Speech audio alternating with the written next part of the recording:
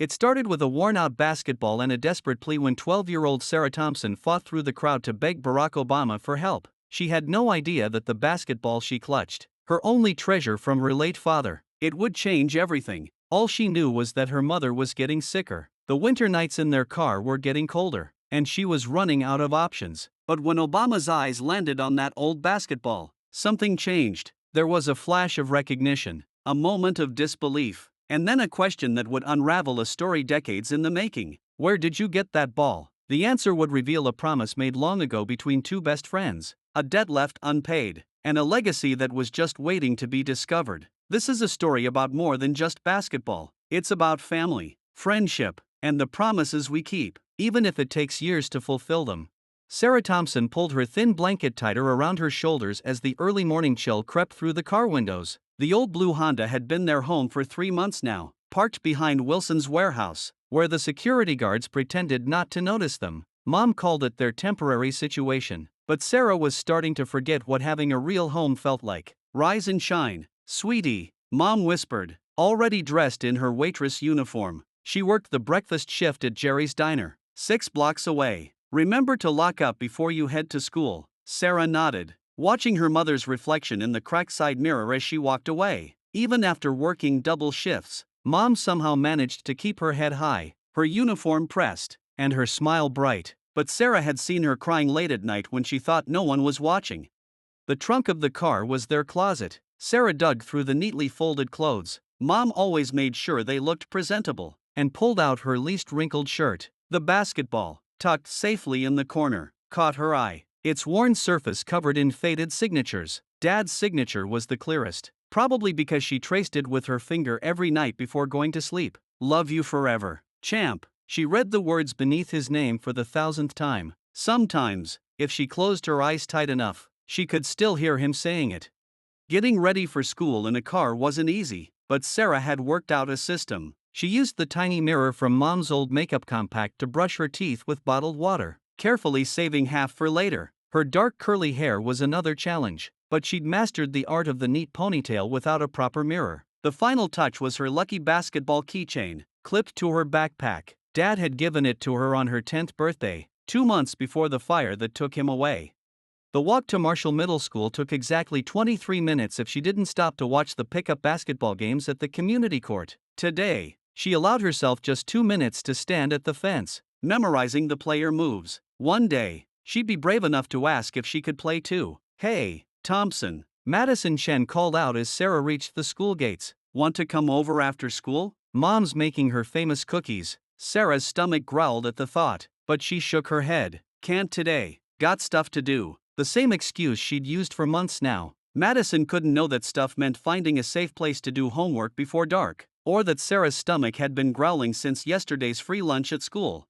The morning classes passed in a blur of rumbling stomachs and nodding heads. Sarah fought to stay awake during math, her best subject. Dad had always said she had a head for numbers. Just like him, she scribbled basketball plays in the margins of her notebook, imagining herself executing perfect three-pointers like the ones Dad used to make. During lunch, Sarah sat at her usual table by the window, slowly eating her free school meal while doing homework. The cafeteria was warm, and she wanted to enjoy every minute of it before heading back into the cold. She overheard snippets of conversation from nearby tables, talks of birthday parties, new video games, and weekend plans. Sometimes she imagined joining in, telling them about her own life. But what would she say? That she brushed her teeth in gas station bathrooms? That she did homework by streetlight? The afternoon brought PE class, the one time Sarah felt almost normal. Today, they were playing basketball, and she could pretend she was just another kid who happened to be good at the game. Coach Martinez always picked her first for teams, not knowing that basketball wasn't just a sport for her. It was the only piece of her old life she had left. Great form, Thompson, Coach called out as she sank another basket. You've got natural talent. If only he knew about the hours she spent practicing at the community court after dark, when no one else was around. How she played until her hands were numb from the cold. Imagining Dad's voice. Follow through on your shot, champ. Eyes on the target. After school, Sarah walked to the public library. It was her favorite place. Warm, quiet, and free. She had a special spot near the sports section where she could do homework and read about basketball legends. Today, She pulled out a book about Barack Obama, studying his techniques until the librarian gave her the 5-minute warning. The sun was setting as she made her way back to the car. She stopped at Jerry's diner, waving at Mom through the window. 2 more hours until Mom's shift ended. Sarah settled into their car, using the last bit of daylight to finish her math homework. The basketball sat beside her, a silent companion in the growing darkness. A police car drove by slowly, and Sarah slouched down in her seat. They hadn't bothered her and Mom yet, but she'd seen other homeless people being told to move along. She held her breath until the patrol car turned the corner, then pulled out Dad's basketball, hugging it close. "I miss you, Dad," she whispered, running her fingers over his signature.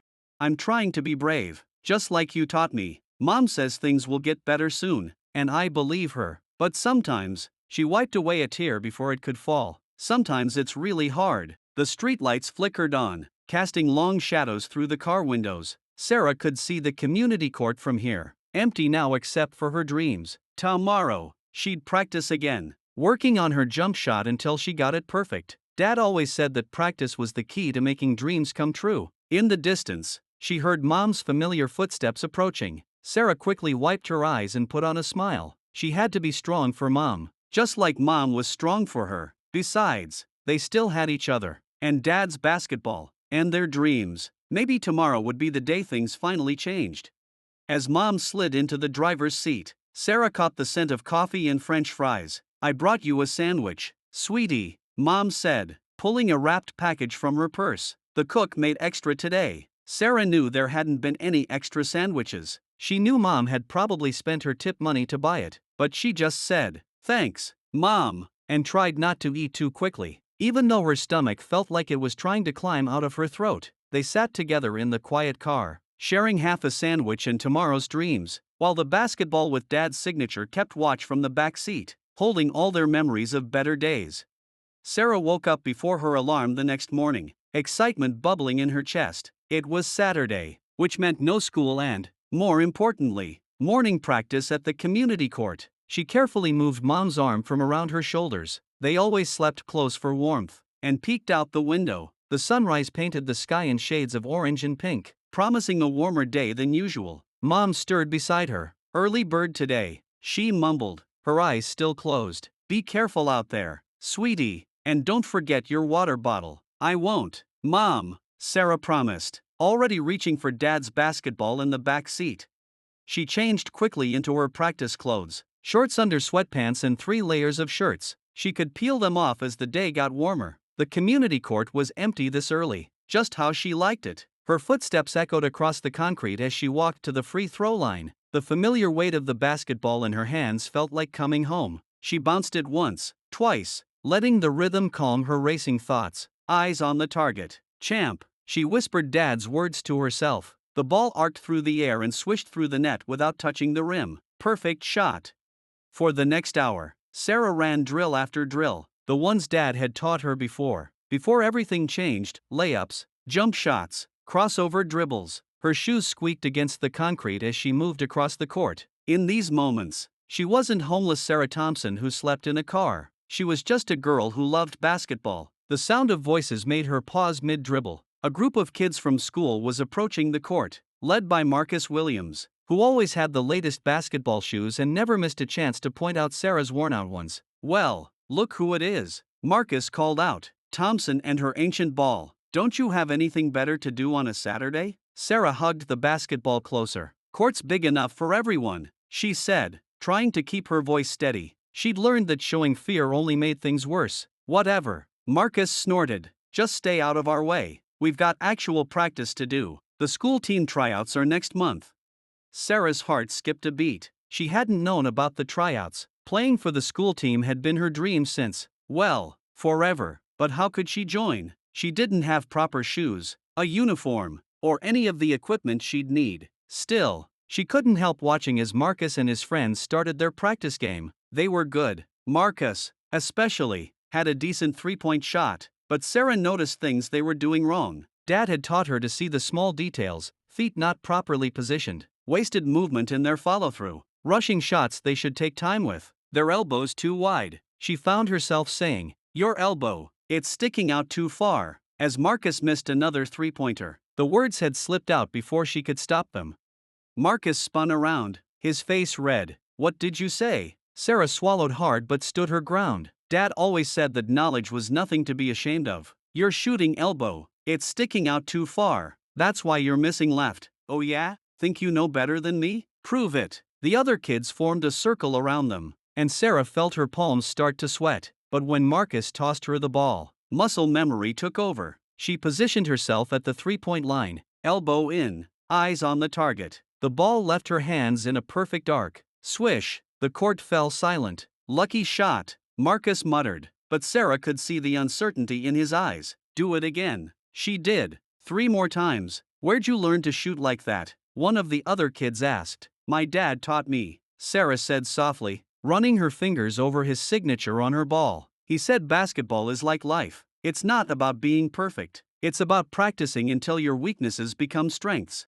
Something changed in the atmosphere after that. Marcus still looked annoyed, but the others started asking Sarah for tips. She showed them what Dad had taught her about proper form, foot placement, and following through. For a moment, she felt like her old self again, before the fire, before the car, when she was just a girl who loved basketball and had a dad who loved teaching it. As the morning wore on, more kids showed up to play. Sarah was surprised to find herself included in the pickup games. She wasn't just included, they actually wanted her on their teams. Her perfect assists and steady shooting made her a valuable player, and for a few precious hours, nothing else mattered. During a water break, she overheard 2 kids talking about an upcoming event that made her heart stop. "Did you hear Barack Obama's coming next week?" "No way." "Yeah, for that charity thing at the community center. My mom got tickets through work." Sarah's mind raced. Barack Obama, her dad's hero, one of the most respected figures in the world, would be right here in their neighborhood. She remembered all the times she and Dad had watched speeches together, how Dad would point out Obama's thoughtful words and teach them to her. But more than that, she thought about Mom, getting thinner every day, coughing more often, refusing to see a doctor because they couldn't afford it. If she could just talk to Barack Obama, explain their situation, maybe he could help. Dad always said Obama was known for his compassion, for caring about people. Sarah played harder than ever for the rest of the morning, imagining she was practicing for her moment with Obama. She had to be perfect, had to show him she was serious, had to make him listen. When she finally returned to the car that afternoon, her muscles aching but her heart full of purpose, Mom was already there, looking worried. "Sarah, honey, I need to talk to you," Mom said, and something in her voice made Sarah's stomach clench. "I had to leave work early today. The cough, it's getting worse." Sarah looked at her mother's pale face, the dark circles under her eyes, and made a decision. One way or another, she would find a way to talk to Barack Obama. She had to, for Mom, for their future, for the memory of Dad that lived in every bounce of his old basketball. She held Mom's hand as they sat in their car home, watching the sunset paint the sky in colors that reminded Sarah of hope. Next week, everything would change. It had to. She just didn't know yet how right she was. The week crawled by slower than a turtle walking backward. Sarah spent every free moment at the community court, practicing until her arms felt like jelly and her legs could barely carry her back to the car. She had to be ready. Perfect. This was their one chance. Mom's cough had gotten so bad she couldn't work the breakfast shift anymore. "Just need some rest," she kept saying. But Sarah saw how she shivered even under 3 blankets. The tips from the dinner shift barely covered gas for the car's heater at night. Finally, the day of Barack Obama's visit arrived. Sarah woke up before dawn, her stomach doing cartwheels. She carefully pulled Dad's basketball from its safe spot and cleaned it with the corner of her shirt, making his signature shine. "You're up early," Mom whispered, then started coughing. The sound was deeper than before, rattling in her chest. "Mom, maybe you should stay in the car today. Keep warm," Sarah suggested, trying to hide her worry. "I can go by myself." Mom shook her head. "Not a chance. Sweetie, I wouldn't miss this for anything." She smiled, but Sarah noticed how she had to hold onto the seat to pull herself up. They arrived at the community center 3 hours early. Already a crowd had gathered, people stamping their feet against the December cold. Sarah clutched the basketball tight as she and Mom found a spot near the entrance. "Look," someone whispered nearby. "They're setting up the security barriers." Sarah stood on tiptoes to see better. Men in dark uniforms were placing metal barriers in a long line leading to the community center doors. Her heart sank as she realized how many people stood between her and those doors. "Don't worry," Mom said, reading her expression. "We'll find a way." 2 hours passed. The crowd grew larger, pushing forward every time the doors opened. Even though it was just security people going in and out, Mom's coughing got worse in the bitter cold. Despite wearing both their jackets, Sarah had insisted she could stay warm by jumping up and down. Sarah Thompson? She turned to see Marcus from the basketball court, bundled up in a thick winter coat. "Here with your mom?" He glanced at Mom, taking in her pale face and double jackets. Something changed in his expression. "Why don't you guys come stand with us? My mom's got VIP passes through her work. We're allowed closer to the front." Sarah looked at him suspiciously, but his offer seemed genuine. Mom started coughing again, and Sarah made her decision. "Thanks, Marcus, that would be great."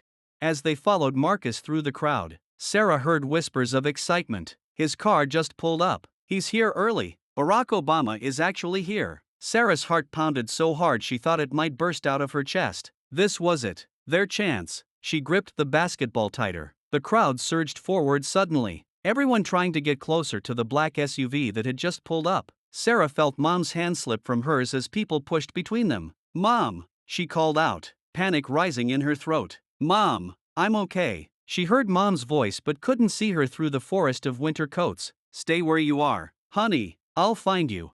The crowd moved again, like a wave in the ocean, carrying Sarah closer to the barriers. Through gaps between people, she caught glimpses of tall men in suits walking alongside someone in a perfectly tailored coat that probably cost more than a year's rent in their old apartment. Barack Obama. He was right there, less than 50 feet away, smiling and waving as he walked toward the community center. Sarah tried to call out, but her voice was lost in the roar of the crowd. She had to get closer. Remembering Dad's basketball moves, she ducked and weaved through the crowd, using her small size to her advantage. "Excuse me." She squeezed past a man in a puffy jacket. "Sorry." She slipped between two teenagers taking photos. 20 feet away now, she could see Obama's face clearly. He was even taller than she'd imagined. "Mr. Obama," she called out, her voice cracking. "Please, Mr. Obama." He didn't hear her. The security guards were moving him toward the doors quickly. Sarah felt tears freeze on her cheeks. This couldn't be happening. They needed help. Mom needed help. Then she remembered what Dad always